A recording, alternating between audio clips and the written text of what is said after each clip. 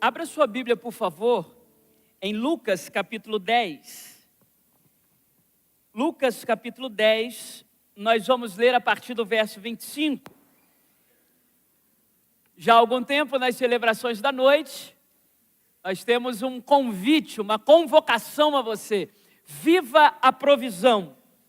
Estamos expondo textos da Escritura Sagrada e chegamos hoje a Lucas capítulo 10, a partir do verso 25. Quero convidar você a abrir a sua Bíblia, por favor, e notando alguém próximo a você, sem um exemplar da Escritura Sagrada, por gentileza, partilhe o acesso à Bíblia, para que todos tenhamos acesso à Palavra de Deus.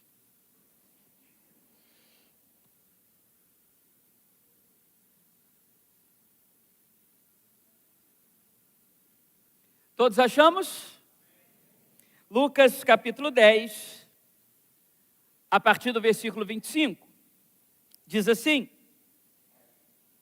E eis que certo homem, intérprete da lei, se levantou com o intuito de pôr Jesus à prova e disse-lhe: Mestre, o que farei para herdar a vida eterna?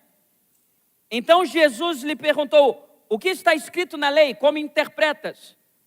A isto ele respondeu: Amarás o Senhor teu Deus de todo o teu coração, de toda a tua alma, de todas as tuas forças e de todo o teu entendimento. E amarás o teu próximo como a ti mesmo. Então Jesus lhe disse: Respondestes corretamente, faça isso e viverás.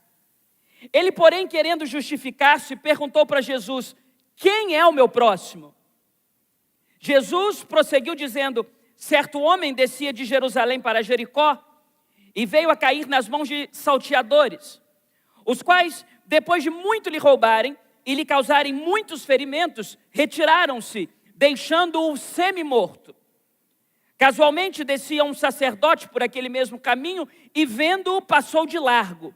Semelhantemente, um levita descia por aquele lugar e, vendo-o, também passou de largo. Certo samaritano, que seguia o seu caminho, passou-lhe perto e, vendo-o, compadeceu-se dele. Chegando-se, pensou-lhe os ferimentos, aplicando-lhes óleo e vinho, e colocando-o sobre o seu próprio animal, levou-o para uma hospedaria e tratou dele. No dia seguinte, tirou 2 denários e os entregou ao hospedeiro, dizendo: Cuida deste homem, e se alguma coisa gastares a mais, eu te indenizarei quando voltar. Qual desses 3 te parece ter sido o próximo do homem que caiu nas mãos dos salteadores? Respondeu-lhe o intérprete da lei: Aquele que usou de misericórdia para com ele. Então lhe disse Jesus: Vai e procede tu de igual modo. Amém? Eu não sei se você já notou, mas dificilmente alguém se aproxima de Jesus querendo uma receita pronta de como perder na vida. Dificilmente Jesus é abordado por alguém pedindo instruções de como ser um derrotado. Jesus, me ajude, eu quero ser um derrotado. Jesus, me dê alguns conselhos para que eu possa fracassar na vida. Me ajude a ser um medíocre. Me ajude a perder. Me ajude a ter uma vida insossa. Me ajude a ter uma vida apequenada. Me ajude a ser uma pessoa ladeada pela escassez. Me ajude a ser um fracassado, Jesus. O que eu posso fazer para ter uma vida fracassada? O Senhor pode me ajudar? Dificilmente você vai encontrar alguém procurando Jesus, pedindo as pistas para o fracasso. Apesar de que, sob a ótica de alguns, olhar uma parte da trajetória de Jesus é olhar o reflexo de alguém que não teve tanto sucesso. Jesus não teve acesso às coisas que boa parte de nós passamos a vida inteira lutando para ter acesso. O mundo que Jesus conheceu é um mundo mais ou menos do tamanho do nosso estado e os seus 78 municípios. O lugar mais longe que Jesus já foi é uma distância menor do que daqui a Pedro Canário. Então, de uma certa perspectiva, que é a cidade limítrofe ao norte do nosso estado, com o belo estado da Bahia. A depender da ótica que você usa para enxergar a vida, tem segmentos da vida de Jesus que não faz dele um ser de sucesso nas categorias do mundo de hoje. Apesar de estarmos falando do ser melhor resolvido, do ser que é dono da prata e do ouro, e que, por incrível que pareça, apesar de que a própria Bíblia diz que todas as coisas foram feitas por meio dele, e que sem ele nada do que foi feito se fez, enquanto ele viveu entre nós, nada foi dele. A manjedoura que ele nasceu não era dele, foi emprestada. E todas as coisas foram feitas por meio dele. A família que ele nasceu não era dele, não teve uma conjunção carnal para ser a família dele. Era emprestada. As roupas que ele usava, segundo a narrativa de Lucas, era uma espécie de consórcio entre mulheres da alta sociedade que cediam roupas para que Jesus usasse. Não eram dele, apesar de que todas as coisas foram feitas por meio dele. O jumentinho que ele usou na entrada triunfal em Jerusalém também não era dele. No dia que ele resolve fazer a ceia com os seus discípulos, o cenáculo que foi utilizado também não era dele. No dia que ele resolve alimentar uma multidão, conforme o sermão do último domingo, os pães e os peixes também não eram dele. A água que ele transforma em vinho, o casamento não era dele, a festa não era dele. Os discípulos dele entraram sem convite. Não tinha muita coisa. Não era dele, era nossa. O túmulo que ele foi sepultado não era dele. José e Maria não tinham dinheiro para um túmulo. Era do José de Arimateia. Nada era dele. E mesmo assim, todas as coisas foram feitas por meio dele, e sem ele, nada do que foi feito se fez. Poderiam as pessoas olharem para Jesus e pedirem conselhos de: Senhor, como sermos bem resolvidos sem alcançar tantas coisas na vida? Qual é o segredo do contentamento? Qual é o segredo de conseguir não ser dono de nada e mesmo assim ser o dono de todas as coisas? Num divino paradoxo. Bem, mas não é para isso que as pessoas costumam procurar Jesus. O texto sagrado fala que Jesus foi abordado por um intérprete da lei e ele tem uma pergunta. E a pergunta é: o que eu devo fazer para ganhar a vida eterna? E ele começa a estabelecer com Jesus uma conversa. Sua Bíblia está aberta. Versículo 25, parte final. Mestre, o que farei para herdar a vida eterna? E Jesus responde: o que está escrito na lei? Porque aquele homem é um intérprete da lei. Como você interpreta? E ele responde: amarás o Senhor teu Deus de todo o teu coração, de toda a tua alma, de todas as tuas forças, de todo o teu entendimento. Amarás o teu próximo como a ti mesmo. E Jesus disse: você respondeu corretamente, faça isso e você vai viver. Era para terminar aqui o diálogo. Mas o intérprete da lei tem mais uma dúvida. E essa segunda dúvida do intérprete da lei enseja o sermão dessa noite. A pergunta é: quem é o meu próximo? Já que eu tenho que amar o meu próximo e amar a Deus, para que eu ganhe a vida eterna, para que eu me dê bem. Eu não quero me dar mal. Eu não quero ser medíocre, eu não quero fracassar, eu não quero ir para o inferno. O que é que eu quero na vida? Eu quero na vida me dar bem. Então, para eu me dar bem, eu preciso amar a Deus e amar o meu próximo. Eu não quero errar, Senhor. Me diga, quem é o meu próximo? E Jesus parece agora responder essa simples pergunta de uma forma complexa. Porque Jesus poderia ter dado nome ao próximo. Olha, o seu próximo é a sua mulher.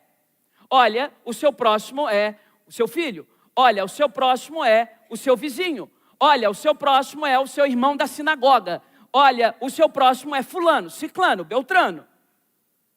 Mas Jesus conta uma história que popularmente ficou conhecida como a história do bom samaritano, ou a parábola do bom samaritano, para responder uma de duas perguntas do intérprete da lei: o que hei de fazer para ganhar a vida eterna? E quem é o meu próximo? E Jesus começa a contar essa história. Um homem está numa estrada que liga Jerusalém e Jericó. Jerusalém está a 900 metros acima do nível do mar. Jericó está a 300 metros abaixo do nível do mar.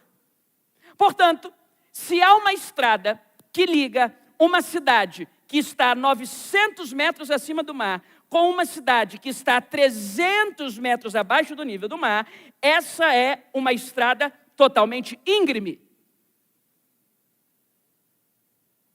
As pessoas que vão de Jerusalém para Jericó estão descendo ou subindo? Povo maravilhoso, inteligente, teólogos habilidosos. Louvado seja Deus, é isso mesmo? Porque Jerusalém é a cidade edificada sobre os montes e Jericó é uma cidade que está a 300 metros abaixo do nível do mar. Essa estrada totalmente íngreme, de cerca de 27 quilômetros, era, naquele tempo, uma estrada muito perigosa. Hoje, super pacífica, né? Paz absoluta.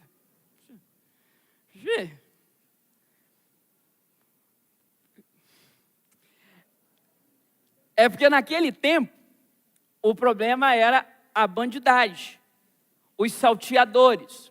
Quando Jesus estabelecia uma parábola, ele usava critérios do conhecimento popular. Era comum nessa estrada íngreme que ligava Jerusalém a Jericó, a figura do salteador, a figura do ladrão. Era comum que as pessoas fossem maltratadas, assaltadas naquela estrada. Porque naquele tempo o problema de andar naquela estrada eram os assaltos. Hoje é bomba. É diferente. Então assim, é perigoso ainda por outras razões. Que Deus traga paz sobre aquela terra em nome de Jesus e que reconheçam Jesus também, para a glória de Deus. Que haja paz sobre os muros de Jerusalém, essa é a nossa sincera oração. Naquele tempo, portanto, estamos falando de uma estrada perigosa. Descia então um homem. E naquela estrada se apresentam 3 modelos de vida. Tome nota disso no seu coração. E esses 3 modelos de vida são 3 formas de encarar a provisão divina. Primeiro modelo de vida, verifique comigo o verso 30. É o modelo dos ladrões, o modelo dos salteadores. Jesus prosseguiu dizendo: certo homem descia de Jerusalém para Jericó. Está claro, o descia e veio a cair em mãos de salteadores, os quais, depois de tudo lhe roubarem e lhe causarem muitos ferimentos, retiraram-se, deixando-o semi-morto. Que modelo de vida é esse? Anote isso.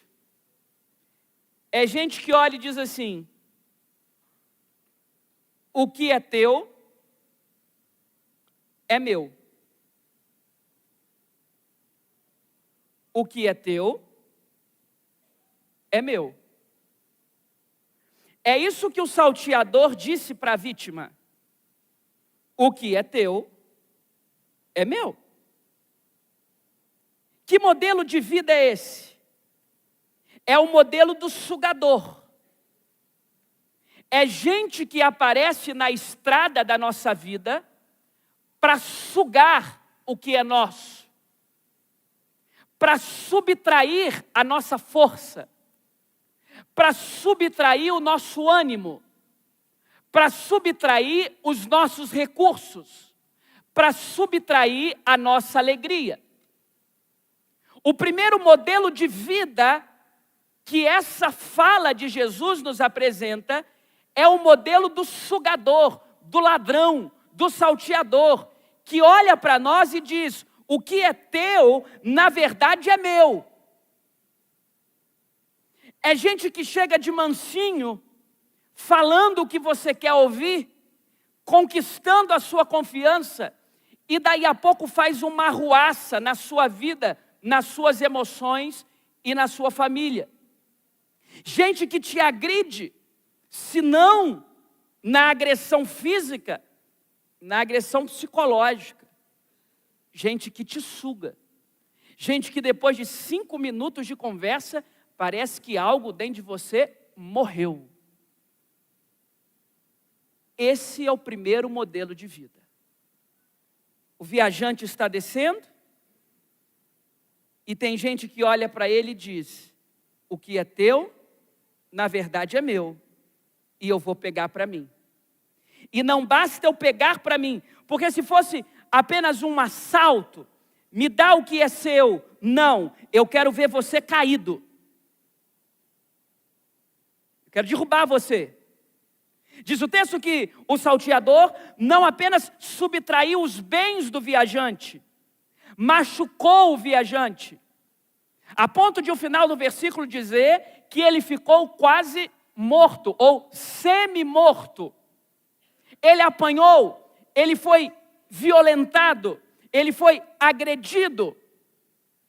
E agora ele está ensanguentado, quase com as suas funções vitais prejudicadas, sem os seus bens, porque passou pela vida dele um primeiro modelo existencial, que são os ladrões, os sugadores, as pessoas que olham para nós e dizem: aquilo que você tem, na verdade, deveria ser meu. Eu tenho uma palavra para te dar hoje. Fuja dos sugadores. Fuja. Tem gente que é enviado para a sua vida por Satanás. Isso não é frase de efeito de pregador. Isso não é construção retórica. Leia as Escrituras Sagradas e você vai perceber os grandes heróis da nossa fé que tiveram pessoas que deles se aproximaram amando de Deus e pessoas que deles se aproximaram amando do diabo. O diabo também envia gente para perto de nós. Você acha que foi Deus que enviou Dalila?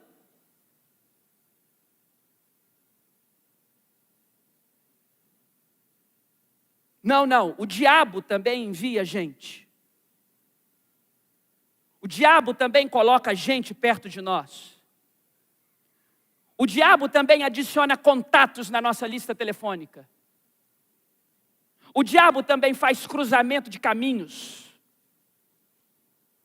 E às vezes, nesses cruzamentos dos caminhos da vida, estão diante de nós o primeiro modelo de gente, na ótica de Jesus, na parábola do bom samaritano: os sugadores. O que é seu, na verdade, tem que ser meu. Gente que drena as nossas forças. Relações utilitaristas, de interesse. E depois que os sugadores conseguem tirar tudo que é nosso e nos deixar no chão semi-mortos, eles vão embora. Eles machucam e somem. Por isso que eu costumo dizer que você deve ter muito cuidado para quem você abre a porta da sua casa. As pessoas para quem você segreda as suas intimidades. Não é qualquer pessoa a quem você pode dar o direito de dar opiniões sobre o seu matrimônio e sobre a criação dos seus filhos. Todo mundo tem soluções prontas sobre como você deve criar os seus filhos e sobre como você vai resolver os problemas do seu matrimônio. A gente vive na sociedade das soluções prontas. Cuidado para quem você abre a sua porta. A maioria das pessoas entram, falam aquilo que você quer ouvir, daí a pouco conquistam a sua confiança, e se forem no modelo 1, que é o modelo sugador, vão drenar quem você é, vão te machucar, você vai ficar semi-morto no chão e você vai embora. Se a função das trevas é de colocar em cima de uma árvore e tirando as suas peças de roupa aos poucos, quando você estiver nu, ele já vai estar longe e você vai ter vergonha de descer nu para ir recompor a sua vida. Fuja dos sugadores. Quem é o meu próximo? Dos sugadores a gente foge. Eu não estou dizendo que você tem que odiar, eu não estou dizendo que você tem que matar, eu não estou dizendo que você tem que se vingar, eu não estou dizendo que você tem que apedrejar, eu estou dizendo que você tem que fugir. Você não tem que estar perto. Porque o amor é um sentimento tão nobre, tão sublime, tão divino, que algumas pessoas você tem, em nome da sua sanidade mental, que decidir amar de longe. Algumas pessoas da minha vida, eu decidi amar de longe.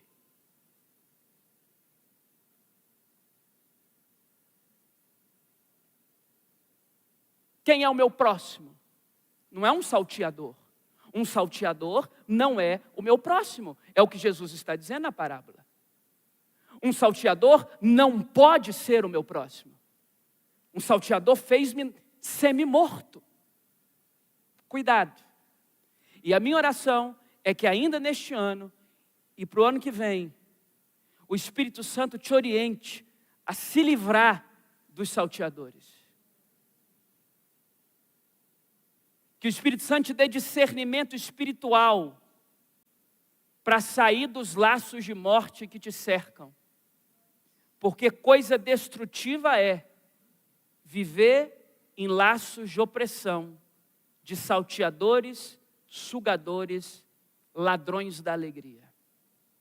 Bem, temos um segundo grupo aqui. Verifique comigo os versos 31 e 32. Se o primeiro grupo é o grupo dos sugadores, dos ladrões, dos salteadores que dizem o que é teu, na verdade, deveria ser meu. O segundo grupo, nos versos 31 e 32, é o grupo dos indiferentes. O grupo dos indiferentes é composto pelo sacerdote e pelo levita, diz assim os versos 31 e 32. Casualmente, descia um sacerdote por aquele mesmo caminho, e vendo, passou de largo. Semelhantemente, descia um levita por aquele lugar, e vendo, passou de largo. Qual é a postura dos indiferentes? O que é teu é teu, o que é meu é meu. O que é teu, e o que é meu é meu. O texto é lindo em dizer que eles desciam de Jerusalém. Por duas razões. A primeira eu já expliquei, uma questão geográfica. A segunda razão é litúrgica. Porque em Jerusalém era prestado o serviço de culto. Nós estamos falando de um sacerdote e de um levita.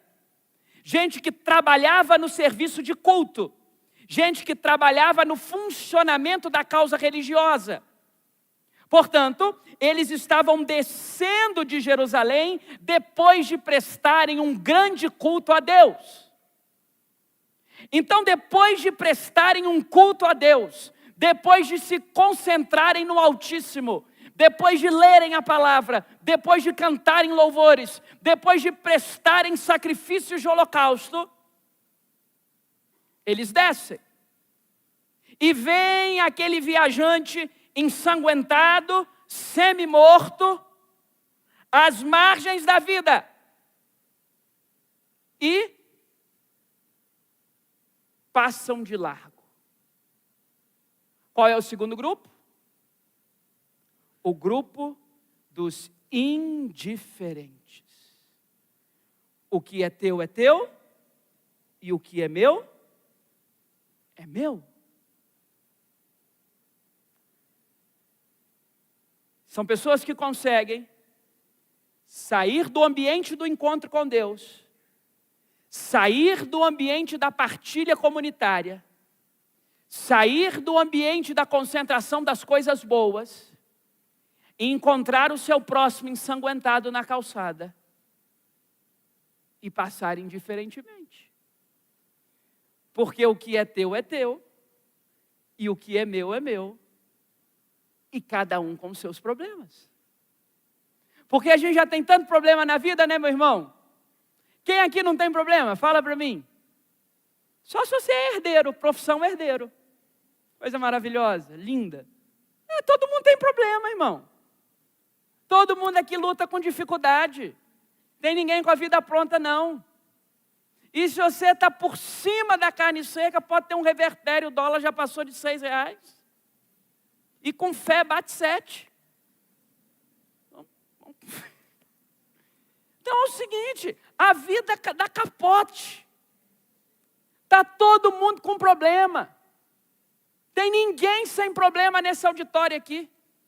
Uns o problema é financeiro, outros o problema é emocional, para outros o problema é conjugal, outros o problema é com o filho, outros o problema é com o pai ou com a mãe. Todo mundo tem um problema.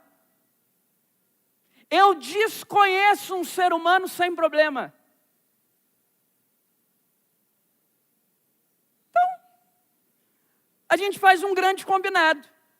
Cada um cuida do seu e ninguém incomoda ninguém. Esse é o segundo grupo. O grupo dos indiferentes. Eles passam de largo. Eles acabam de emprestar um lindo culto a Deus, conseguem ver um ser humano sangrando, quase morrendo, e dizendo que morra, porque se Deus quiser socorrer, Deus desce e socorre. Isso não é problema meu. Isso não é problema meu. Vamos embora. Esse é o segundo grupo. O grupo dos indiferentes. Indiferente à dor, indiferente a Deus, indiferente ao culto. São aquelas pessoas que podem aprender num culto as verdades mais maravilhosas. Mas na segunda-feira parece que há uma reprogramação da mente e a gente volta a ser a mesma coisa. O mesmo vocabulário, a mesma vida mais ou menos. Irmãos, depois de alguns anos frequentando o ambiente da fé, o nosso vocabulário pelo menos precisa mudar. A gente tem que melhorar, evoluir o nosso vocabulário. Amém ou não? Deixa eu dizer uma coisa aqui. Às vezes, sem querer, você solta umas palavras feias perto da gente. Tem que evoluir. Depois de tanto tempo frequentando o ambiente da fé, você tem que ser mais paciente no trânsito. Por favor, meu irmão. Um pouquinho mais de paciência no trânsito. Se a tua buzina te faz pecar, arranque. É melhor entrar no céu sem a buzina. Versão atualizada lá do Evangelho. Arranque essa buzina.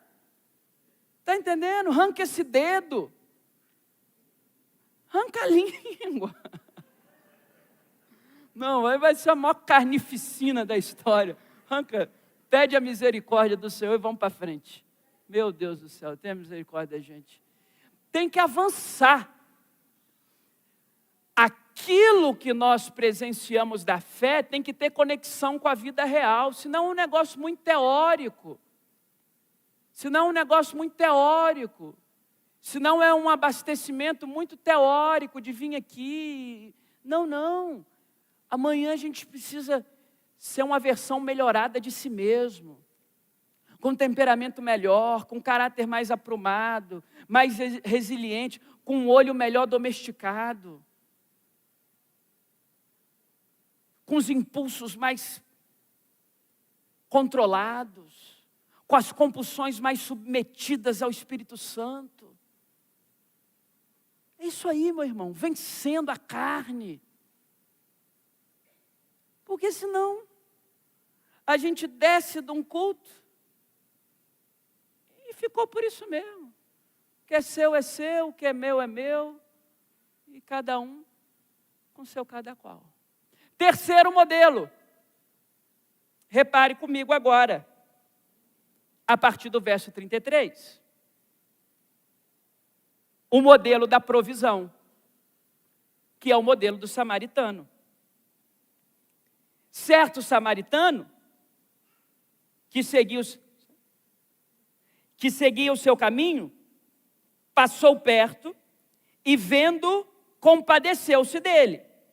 Então vamos lá. Primeiro, o samaritano passou perto. Todos passaram de largo. Ele passa perto. Chegando-se, pensou-lhe os ferimentos, aplicando-lhes óleo e vinho, colocou sobre o seu próprio animal, levou para a hospedaria e tratou dele. No dia seguinte, deu uma carona, tirou 2 denários, entregou para o hospedeiro e disse: cuida deste homem, se alguma coisa gastares a mais, eu te indenizo quando voltar. Esse aqui é o modelo da provisão. Sabe o que ele está dizendo?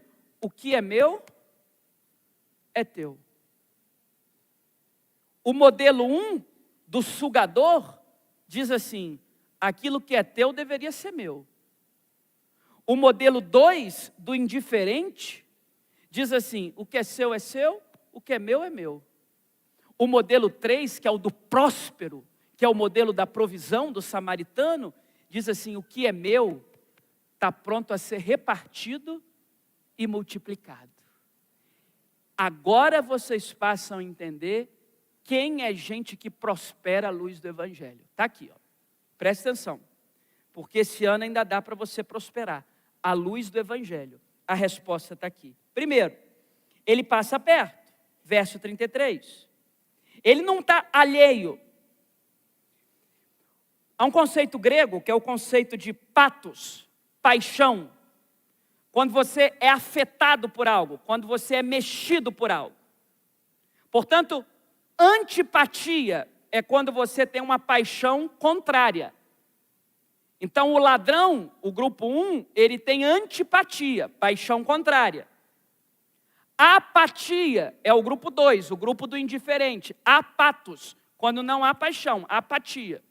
Eu não sinto nada pela sua dor. Eu não sinto nada pelo seu problema. O seu problema e nada, para mim, possuem o mesmo sentido.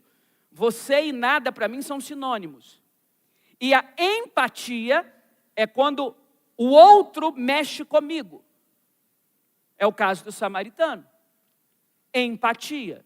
Não é antipatia e nem apatia. É empatia. Tudo do mesmo conceito grego de patos, paixão, ser afetado por algo. Sentir por algo.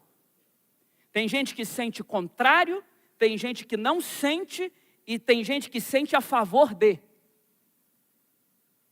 O samaritano, que é de um grupo étnico segregado, com preconceitos para com um judeu de linhagem na época de Jesus, Jesus está correndo risco usando um samaritano como bom exemplo. O samaritano é cidadão de segunda categoria, é ralé.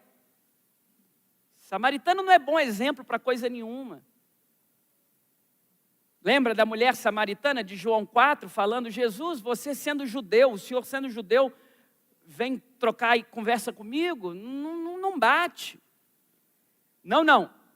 Esse samaritano teve empatia. A dor do outro o afetou. Quando ele vê uma pessoa ensanguentada, à beira da morte, às margens de uma via, ele trata as suas feridas, ele coloca sobre o seu cavalo, ele leva até a hospedaria Ele paga 2 denários e ele diz, se tiver gasto extra, porque você sabe o preço das coisas em frigobar, né? Se tiver gasto extra, na volta eu pago. Está aqui no texto, irmãos. Sua Bíblia está aberta? Verso 35. No dia seguinte, tirou 2 denários e os entregou ao hospedeiro, dizendo, cuida deste homem, e se alguma coisa gastares a mais, eu te indenizarei quando voltar. Lógico, sabe que é caro, na hospedaria é caro. Uma água que custa R$2, dentro da hospedaria custa 50. Você sabe que é assim. Você sabe que é assim. Quando voltar, eu pago o resto. Esse é o tipo de gente que Deus tem prazer em fazer prosperar. Gente que diz assim para a vida, o que é meu pode ser repartido. E quando a gente afirma o que é meu pode ser repartido, Deus derrama mais dos céus. É assim que nós chegamos até aqui. Deus não tem compromisso com egoísmo, nem com usura, nem com egocentrismo. Mas tudo que nós estamos dispostos a partilhar, Deus está disposto a multiplicar. Esse é o terceiro modelo de vida. O primeiro, os sugadores. O segundo, os indiferentes. O terceiro, os generosos. E os generosos vivem a provisão. Às vezes, nós precisamos apenas entender que no Evangelho do nosso Senhor Jesus Cristo, nós abrimos mão dos nossos direitos para conquistar algo maior. Por quê? Qual é a dúvida do intérprete da lei? É o que eu posso fazer para ganhar. Ganhar a vida eterna. Não ir para o inferno. E talvez seja essa a grande questão de todo mundo que se aproxima de Jesus. Como é que eu faço para não ser um derrotado? Mas o dia que você descobre como Jesus se relaciona conosco, ser um derrotado deixa de ser um medo da nossa alma. Porque nós passamos a descobrir que nele já somos mais do que vencedores. E a gente para de ter medo da derrota. E a gente percebe que a estrada de Jerusalém para Jericó, a estrada de Guarapari até as mansões celestiais, ela tem muito mais a ver do quão disponíveis nós estamos para ser provisão de Deus na vida dos outros, do que qual é o segredo para vencer. Nós abrimos mão do nosso direito de ter direitos, porque nós descobrimos algo muito melhor. Aquele que mesmo não tendo tido nada, é o dono de todas as coisas, nos fez co-herdeiro com Ele, de todas as coisas que Ele tem. Bem, quando você conhece Jesus, você ganha então um direito. O direito de não ter direito algum. E abrindo mão disso, você ganha o poder de ser um filho de Deus e usufruir dos tesouros do reino. Deus quer sim que você tenha uma vida abundante, mas isso tem a ver com a sua disposição de querer que os outros também tenham. A inveja não é um sentimento dos diferentes, a inveja é um sentimento dos iguais. Eu não invejo o Michael Phelps porque nada muito melhor do que eu não ganho a minha vida nadando. Eu não invejo a memória de Ayrton Senna porque dirige muito melhor do que eu não ganho a minha vida dirigindo. Eu preciso olhar para os meus iguais e ver como o meu coração reage com os meus iguais. E uma coisa eu percebo: quanto mais nós nos alegramos com as pessoas que nós amamos e com as pessoas que estão perto de nós progredindo, mais Deus trabalha para que uma hora chegue a sua vez. Você precisa se alegrar com a vitória dos outros. Deixar de ter a mente apequenada. O sujeito compra uma casa grande, aí você vai lá visitar. Meu Deus, que dificuldade de fazer uma limpeza. É mente medíocre. Ao invés de se alegrar com a casa do irmão, foi lá visitar. Nossa, para limpar deve ser um trabalhão, hein? Imagina o IPTU disso.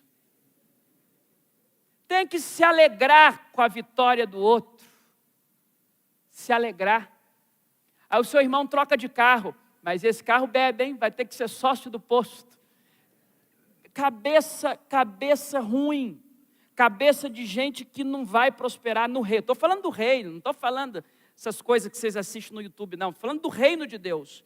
No reino de Deus, quando a gente se alegra com a vitória dos outros, Deus trabalha pela nossa vitória. Uma hora chega a sua vez, meu irmão. Uma hora chega a sua vez. Daqui a pouco chega a sua hora. Fica calmo, vai feliz da vida. A vida tem um tempo. A vida tem um tempo de reação para cada um. Ah, pastor, mas eu já estou esperando há muito tempo. Espera mais. Espera mais. Domingo passado eu falei no culto da manhã. Sujeito entra na faculdade de Direito, já acha que é doutor. Tem alguém da faculdade de Direito aqui? Deixa eu ministrar algo no seu coração. Você aí, meu irmão. Estudante de Direito tem que ser revestido de dupla humildade. O sujeito entra na faculdade de Direito, eu estou falando porque eu fui estudante de Direito. Você não, que você é da PIB, o pessoal da PIB é humilde. Mas via de regra aí, meu irmão, o sujeito dá carteirada. Há um tempo atrás, eu estava com uma tia minha. Nós fomos para um casamento lá em Vitória, uns parentes. Vitória, isso mesmo. Acabou tarde a beça, voltamos, era 2h da manhã. O carro estava acabando a gasolina. Você já tem uns 6 anos, vacas magras. O carro acabando a gasolina. Nós paramos num posto ali na Rodossol para abastecer. Estava uma confusão. Tinha um rapaz interditando o posto. Aí eu falei, meu Deus, se eu não abastecer aqui, nós não vamos chegar. Porque estão interditando o posto. Aí o irmão que trabalhava lá, o senhor que trabalhava no posto, eu falei, o que está acontecendo? Não, porque eu falei de um jeito que o rapaz ali não gostou, agora ele está interditando o posto. Eu falei, meu Deus, o que está acontecendo? Eu fui lá, o que está acontecendo, mano? Não, estou interditando esse posto. Ele, por causa do Código de Defesa do Consumidor. Eu falei, mas o senhor é o quê? Eu sou estudante de Direito. Minha tia do lado. Estudante de Direito estava interditando o posto. Isso já tem bem uns 6 anos. Aí eu falei, eu falei, você pode desinterditar esse posto aqui agora. Isso não existe. Desinterdite, pode abastecer. Não, isso é um absurdo. Aí ele olhou para mim e falou assim, mas você é o quê? Eu falei, estudante de Direito também, ué? Vai desinterditar o posto até agora. Interditar posto? 1h dessa da madrugada que você está achando que desinterditar posto? Cabeça louca. Aí eu desinterditei. É lógico. Estava com a minha carteirinha da universidade, aqui ó, carteirinha aqui ó. Paga meia no cinema e desinterdita também aqui o negócio. Vai encher meu tanque em nome de Jesus. Pelo amor de Deus. A gente precisa parar com esse negócio de achar que tem direito. Parar com isso. E a minha tia, coitada, tremenda. Isso era 2h. Eu não era pastor não, irmãos. Fica tranquilo. A gente precisa parar com esse negócio de achar que tem direito. Porque eu tenho direito. Porque Deus não tem que nada, irmão. Deus não tem que nada. Porque nessa parábola, nós somos esse viajante quase morto. E Jesus é aquele que nos alcançou, pagou a nossa dívida e ainda garantiu o restante da dignidade até o dia que Ele vai voltar para nos tirar da hospedaria desse mundo e nos levar para casa, para a glória de Deus. Então, viver a provisão divina é saber que tudo o que nós estamos dispostos a partilhar, Deus está disposto a multiplicar. Não seja do grupo dos sugadores e não permita que ninguém sugue você. Pode ter o mesmo sangue correndo na veia, ou gente envolvida com gente do seu sangue. Não permita que te sugue. Não seja do grupo dos indiferentes. Seja do grupo dos generosos. Porque assim, nunca vai faltar azeite na sua botija, farinha na sua panela e peixe no seu barco. Talvez eu queira encerrar da seguinte forma. Jesus diz assim no verso 37, respondeu-lhe o intérprete da lei, o que usou de misericórdia para com ele. Então Jesus disse, essas palavras de Jesus são cortantes para nós. Vai e procede tu de igual modo. Passaram-se quase 2 milênios desde que esse texto foi escrito. E as palavras de Jesus continuam ecoando com o mesmo poder. Vai e procede tu de igual modo. Seja generoso. Para encerrar, ao invés de dizer viva a provisão, eu quero desejar, convidar, convocar você a essa semana, seja a provisão. Seja a provisão. Seja a provisão. Seja a provisão. Tem muita gente caída por aí, ensanguentada, semi-morta. Algumas já mortas nos seus delitos e pecados. Na estrada íngreme de Jerusalém a Jericó, tem muita gente sangrando. O meu convite a você é seja a provisão. Que Ele te abençoe, em nome de Jesus.